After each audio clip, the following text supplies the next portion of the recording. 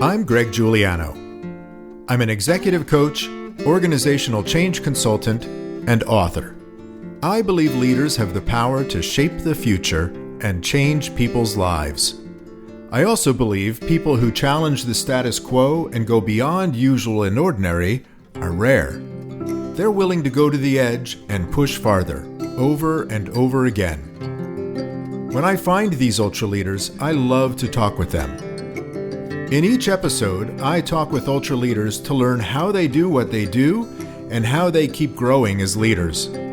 I promise you a full dose of ultra leadership from other ultra leaders just like you in every conversation. We're at the edge of another episode. Let's jump in. Welcome to another episode of Ultra Leadership. My guest today is Elaine Richards.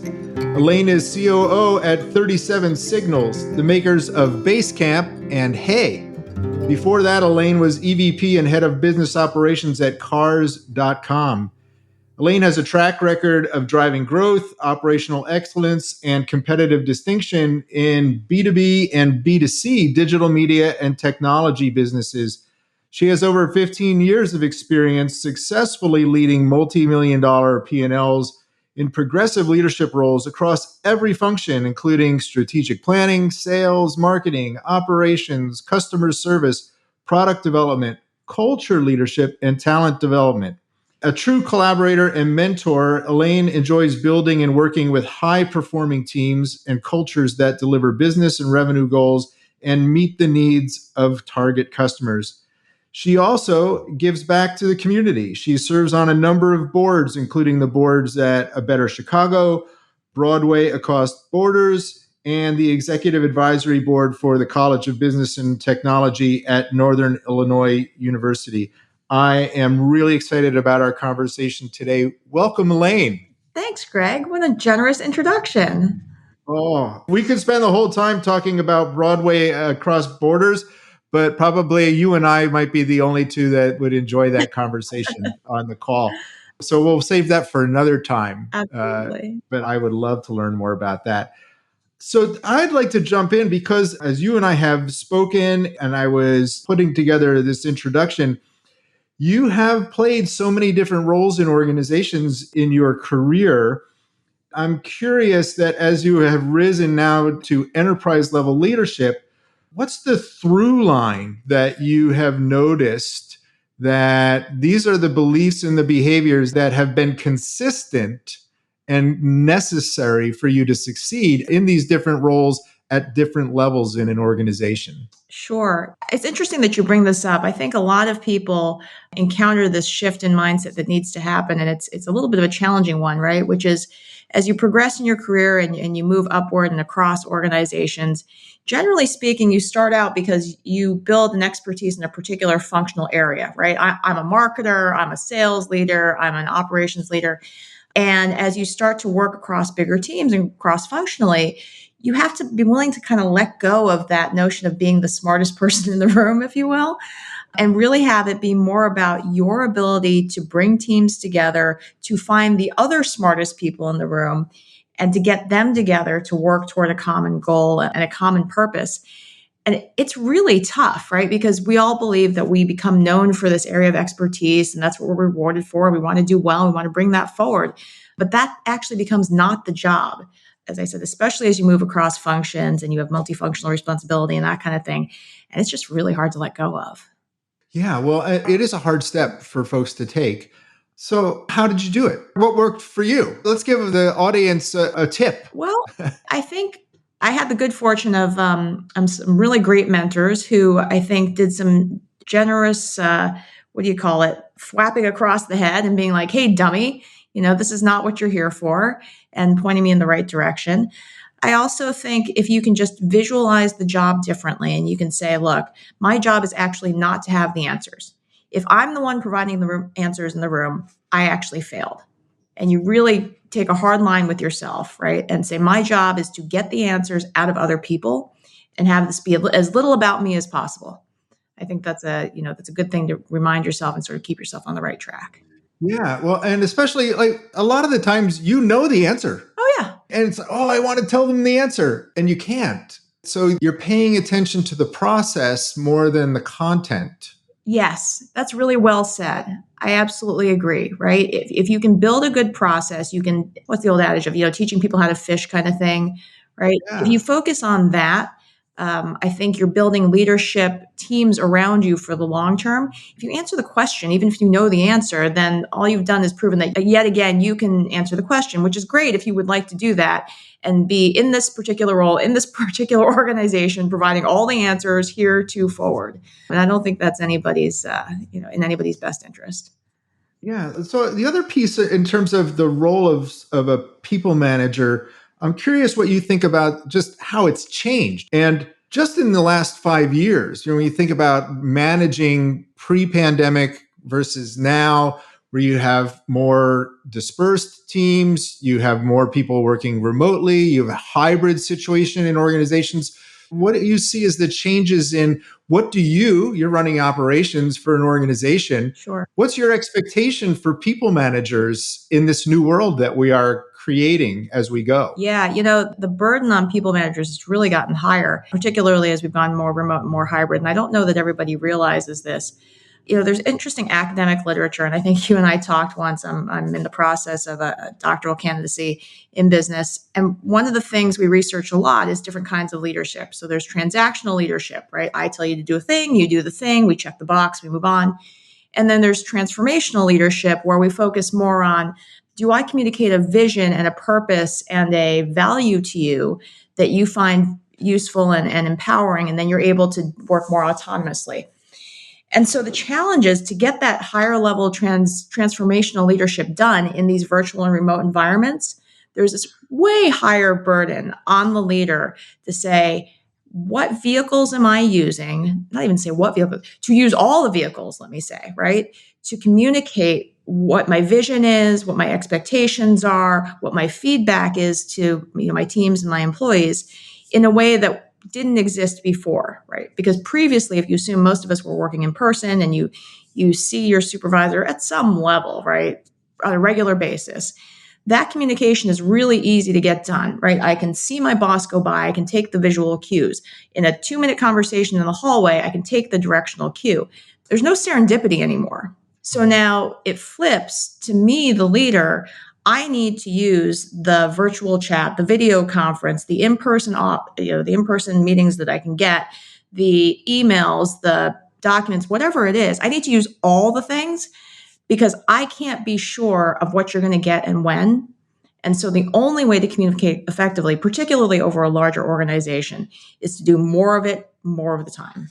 Yeah. So we're really, when we're a people manager, a connector of dots with people, like Absolutely. constantly trying to create context for people so that when they can't find me as the manager, I can trust that the decisions that they're going to make are aligned with what we're trying to achieve, right? Exactly. More so than ever, right? Because not only do they see less of their manager, they see less of everybody. They see less of Right. everything, right?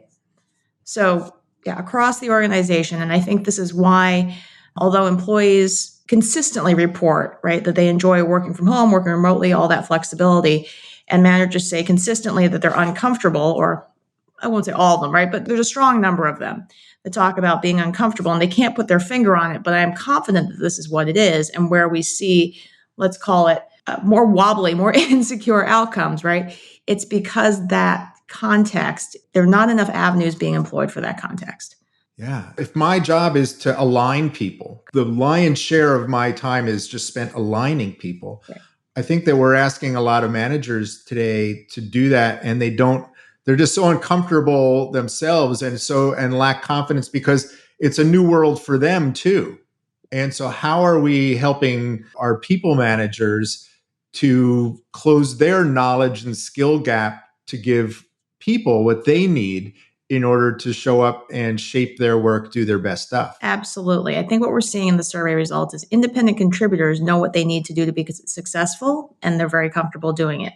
I don't think most of our, front to middle line managers do. And they're the ones that we rely on, right, to run the business. Absolutely. Yeah. So this is about developing managers.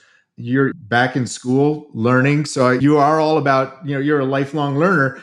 What are you doing to keep yourself growing as a leader, Well, in addition to working on a PhD that's right. in your spare time? In addition to my dissertation, yeah. I am. I do think that I am a lifelong learner. I also think, management and leadership is a lifelong learning process. Society changes, people change. We can't ever call this a done deal. For me, school is part of that and learning more about the theory behind it and what makes organizations effective. I've had the good fortune to be in a number of different organizations of many different sizes, right? From thousands of people down to tens of people, and have very different cultures. And so for me, that's been an interesting opportunity as well. At 37 Signals, for example, we run a relatively small, I think we have about 75, 80 people, but fully distributed organization. And it's also very flat. And there's also a lot of emphasis on asynchronous communication and a lot of emphasis on autonomy, all of which I love, and all of which has certain qualifying conditions around it, right? You have to have people who are at a certain skill level. You have to have cultures and tools of a certain type to facilitate that culture. And so I think seeing and working in very different environments, seeing and talking to different organizations has helped me learn, what makes things successful based on different environments. I think it's really interesting. I think you've seen this too. People talk about like, oh, should all companies go remote? Should all companies go back in the office? Blah, blah, blah. And there isn't one answer, right? There really Right. isn't, right? It's pick what you think, I guess it's, senior leadership, right? Pick what you think is right for your organization. Pick what you're comfortable with. It doesn't matter really. What matters more is what are you putting around it to make sure that that's successful? Yeah, that's it, right? What do our people need? It's a one size fits one, not one size fits all. So for our people to show up and deliver the customer experience that we want, That's right. what's the experience that we have a responsibility as leaders to create for our people That's right. so that they can do that? And interesting. And it's going to be different. Well, and not only can it be interesting, different from company to company, I think it's different from role to role. 100%. So depending on the kind of work and the kind of team structure and so on and so forth, and I am sensitive to the fact that this is difficult when you tell one department and one team that they can, work remotely, and you tell another team they've got to come in and all these kinds of things. But I definitely think that the requirement is different from role to role. Absolutely. Yeah. Again, it's one size fits all doesn't work, and even inside of an organization. So high performance. One of the questions I like to ask folks is, when you think about high performing teams, what's the behavior or the practice that if everybody did it, the team's performance would improve?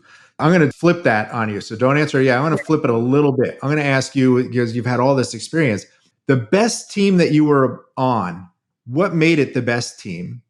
Right? What was the behavior or practice that made it the best team? And the worst team that you were on, what made it the worst team? Don't tell us which team it was, but when you think about, that team, that was a mess. Why was it a mess? So we can get the both and we can get two nuggets out of this. Sure. So I think, when I think about best team, the best team I've led was actually a cross-functional team. We were trying to deliver a specific customer, a new specific customer experience. And we had representation there from all over the organization, right? Different functional departments. And trying to figure out, okay, we're time boxed and resource boxed into, we got to deliver this thing in this period of time. We have this amount of resources, so on and so forth. And when we got clear on this is what we want our experience and our end state to look like, then I won't say it got easy because we still had a lot of difficult decisions, but it was very unifying for then everybody to understand, okay, this is my piece of this, right? I'm from engineering. This is the piece that I've got to deliver. I'm from, I'm from marketing. I'm from product, whatever. This is what I've got to deliver. And it also enabled them to work together and say, like, okay, well, if we do it that way, the load time on this software is terrible, right? And so, yes, while it'll technically get done, like, who's going to use it because it's terrible. And so we were able to come back around a team and each contribute, or certain teams contribute, say, well, I can make this faster if I do this. I can take this out. Right. And there's a lot of really great collaborative exchange. And I strongly believe it's because of the upfront work, getting everybody on the same page, say, why are we here? What are we after? Right. Yeah. And I have not seen an organization yet, and I would really be fearful of anyone where, if you bring people ultimately want to do the right thing, they want to do the right thing by your customers, by your business, right? So Yeah. people do care. And when you can define that well, then you've got them something that they can work on together. I think the worst one was actually polar opposite. Not that people had, it's not exactly around like a lack of clarity around the goal, but too many goals, right? So there were, probably coming up on like a dozen different initiatives that this team was trying to deliver. And so same thing, right? People want to do a good job. People want to contribute the right thing, but nobody could get in line because, everything was a part of something else, right? And so instead of this focus, and so I think that would be one of my key sort of suggestions here is focus is key. And strategically and importantly and quickly moving this one ball forward, there's, a dozen balls here. We're all tapping them at our finger and maybe moving them a centimeter a piece, and ultimately, all feeling very frustrated and not getting done what we want to get done. Yeah. We cannot put the whole backlog in our roadmap for the next Exactly. 6 months. Exactly. Right. It's all important. We give that. Right. We accept that. No, It just won't. It just won't work. Yeah. right. So the power of again aligning people of here's what's most important. Here's what we're not going to do. Right. So a lot of the teams that I work with, a whole bunch of our time is spent. We get aligned on what are we going to do, and we get very clear on what's the list of things that we are not going to do now, and we're going to tell all of our people that we are not going to do. And it's hard because sometimes, I got teams that are halfway down the road on something. They're all invested in it. That's my whole team's purpose for being. And you're going to tell me now that we're not going to do it. And so it gets really charged having that, what are we not going to do conversation. Yes. And all of it, by the way, looks really important, right? Well, how can we're downright negligent if we don't do these three things. So we got to get these three on the list. And, and it all looks really important. But, the other thing I've seen, which is really interesting, is that teams that are able to succeed together really bond well and really start to achieve better velocity than ever. So while you'll have executives and leadership teams who argue, well, we got to do it all because the business, there's no choice. It's all mission critical, right? And we got enough people, we should be able to push it all. If you really want velocity, let them focus first. Let them get those first wins over the line at pace, and you'll be amazed what happens in the next round. Yeah, our work, that's what we do, right? To get that roadmap. And in the first 90 days, what are we celebrating? That's right. So that okay, that feels good. Let's do it some more. Exactly. I love that question, by the way. I usually pose it to teams as, how will we know if we're supposed to have a party? I love that. Right? Something's going to happen here. And in 90 days, I'd like to be able to know if I should be ordering cake and balloons and so on. So, right, what's the measure by which we're going to decide that? I'm stealing that. I'm just writing that down. I'm totally stealing that. How should we know if we're going to have I love it. So I've learned a ton. I like to end the meetings that I have with groups and my coaching conversations just, what are we grateful for today? Right? Because practicing gratitude, it makes us feel better. So I'm grateful that you've been here and we got to have this conversation. What are you grateful for today? Well, likewise, I am so honored to be invited to speak with you today. This is always my favorite conversation.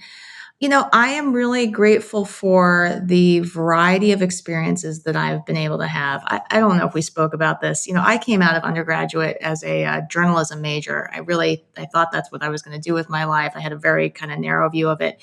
And as we all have twists and turns in our lives, things, happen. And I could never have predicted the road that would get me to today. But I'm grateful for that serendipity. It's really made a wonderful, career history for me. Yeah, well, and that serendipity has made a big impact on a whole bunch of other people's lives because you took that turn. We'll see about that, but yeah. I'm sure if I got everybody in the room, I'm going to hear good things. So I really appreciate you being here. So thank you very, very much. Thanks. It's been a lot of fun. All right. And thanks to you for listening. This has been another episode of Ultra Leadership. We'll see you next time. If you're enjoying Ultra Leadership, please take a minute and give us a review wherever you find your podcasts. And please stay in touch. Sign up for our Ultra Leadership newsletter at ultraleadership.com. Now, before you jump to your next meeting, I invite you to reflect on what you heard today. What stood out for you? What insight might you want to incorporate into your leadership practice? Until next time, remember, As a leader, you always have the power to shape the future and change lives. So go to the edge and push farther. Thanks for listening.